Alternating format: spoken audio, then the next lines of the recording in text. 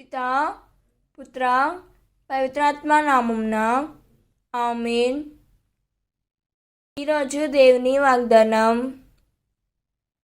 సామెత చెప్పినట్లు కొద్ది కాలములోనే అడవు సేద్యపు నేల అగును, సేద్యపు నేల అడవి అగును. ఆ దినమున చెవిటివారు గ్రంథములోని వాక్యములను చదువగా విందురు. కారు చీకటిలోనున్న గుడ్డివారు కన్నులు విప్పి చూతురు. యెషయా 29వ అధ్యాయం 17వ వచనం.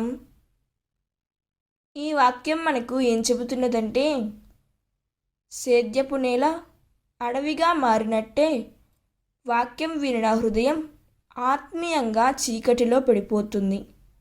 కానీ దేవుడు సృజించినప్పుడు చెవిటి వారికి వినికిడి, గుడ్డి వారికి దృష్టి వస్తుంది.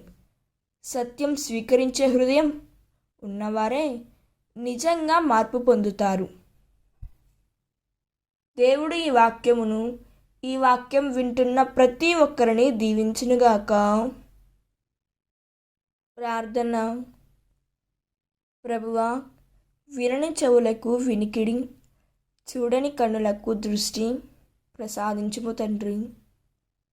అడవిలాంటి మా హృదయాలను నీ వెలుగులో సేద్యపు నేలగా మార్చుము యేసయ్యా.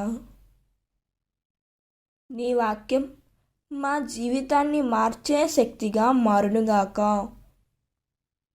ఆమేన్. God bless you.